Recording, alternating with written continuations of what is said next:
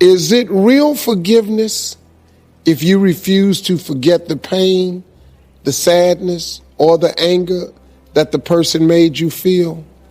Is it real forgiveness if you won't let go of that? If you forgive a person, but you hang on to the anger, the pain, and the hurt, and you say you forgave the person, then you don't understand what forgiveness really is. Agreed. Because she said it right. Forgiveness is not for the other person. It's for you. What you don't understand about not experiencing true forgiveness, not letting it go, was explained to me this way. When you don't forgive a person, it's like you drinking the poison, waiting on them to die. Ooh, that's a good one. And that's what happens, man. Yeah. You're doing a real disservice to yourself. Yeah. Now, do you forget that person hurt you? No. No. I was watching one of my shows, either 48 Hours or Lockup Raw, and this guy had murdered this woman's son. And in the sentencing, he asked the mother to forgive him. And the mother said, I already forgave you. I forgave you a long time ago. And that right there, you got to, she said, but I had to forgive you because it was eating away at me. So she really understood what it was. And so, you know, I mean, I learned a lot from watching that episode right there, because I said, wow, if you can forgive a person for that, what is the unforgivable sin? And I don't know that I have the right to create that. I think that as a Christian, you know, and as hard as it is, I try to find a way to forgive, because in the Lord's Prayer it says, forgive us our trespasses, as we forgive those who trespass against us. So if you don't give it out when it's time for you to get yours, don't expect none to be handed out to you. I began to realize at the end of the day, as long as there's breath in my lungs, there's hope in our hearts, and giving up's not an option. You and I and we, no matter what your unique situation, your storm, your struggle, your trauma, your abuse, your wounds, your scars, no matter what they are, and I know we've all got them on some way, somehow, some level, whatever they are, I promise you this, you are not a product of your past, you are not a product of your environment or your current unique situation, but you are always a product of how do we navigate through our storm. What we do is what we believe. And in that moment, instead of giving up, I literally wrote the words, change the world. Literally, I wrote these words, change the world. And I slapped them and I put them on the prison wall in my cell. And I began to realize something. First and foremost, the mask that I wore that was supposed to keep me safe, it was the very thing that held me hostage and paralyzed me. And I wore the mask and I tried to protect and I isolated and isolating and letting nobody in. It got me to a place of brokenness.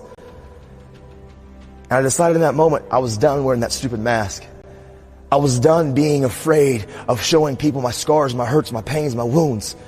And yep, that's a fearful thing, because I don't know what others are going to do with when I begin to talk and to communicate. But I realized what was going to happen if I continued to wear the mask, man. Nothing ever changes unless we change. The mask doesn't keep you safe. It holds you hostage, y'all. But you know what I also had to realize? I was allowing things that I couldn't control to control me.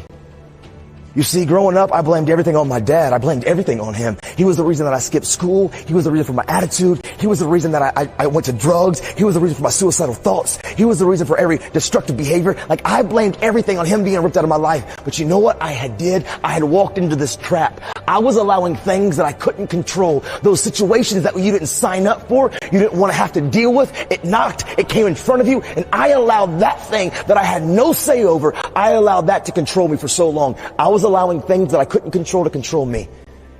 And I had to realize I had to take control of what I can only control. I can't control what you think, what you say, or how you treat me. I can't always control the situations, the struggles, the adversities, the abuses, the hurts, the pains that others have caused me, but I can always control how I react, how I respond, and what I do. I had to take control of me, control what you can control. And truthfully, the first thing that I had to do, which was the most difficult thing that I had to do, I had to realize the anger, the rage, the hurt, the frustration, the pain that I had towards my dad, I had to let it go. And I was scared to let it go because I had so much identity tied up in my wounds. But I had to learn I am more than my struggle. I am more than my wound. I have to let it go. Letting it go and forgiving him didn't justify it, didn't make it right for him. But if a family could forgive me for taking the life of their daughter, how could I continue to understand this, that the anger, the frustration, the madness, the pain that I had towards my dad, it was only poisoning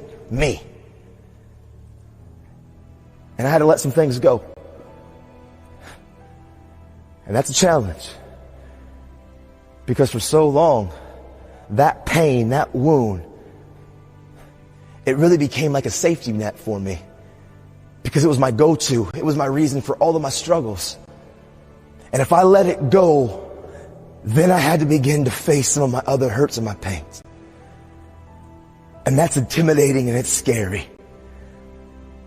But the truth is, when we hold on to these things, it's not poisoning the people who did it to us.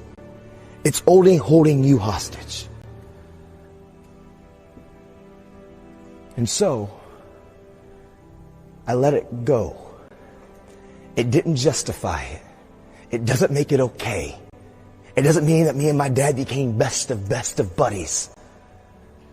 But it allowed me to begin to continue to pursue purpose. And we all got a purpose. Every one of you in this room, you were born to leave your fingerprints on history. Every one of you in this room were born to not just exist, but to experience life. But until you let go of some of the things that you've allowed to define you for so long, you know why?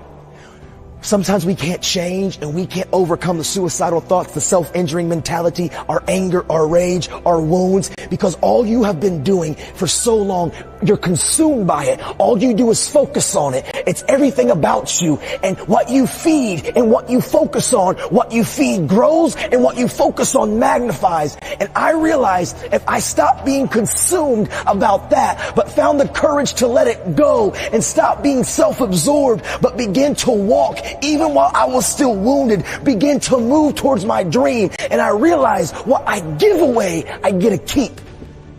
And I started looking to my friends, my peers, my community of other people with storms and struggles. And I began to recognize what gave me real worth, real passion. What helped me really overcome is this: giving. What you give away, you get to keep. When I started having empathy towards my friends, being of somebody that would listen, getting involved in other people's situations and helping them. Why does that help me? Because it took my eyes off my struggle and it put my eyes on beginning to help others. And when I helped others, it gave me real self-worth, real self-value. What you give away, you get to keep.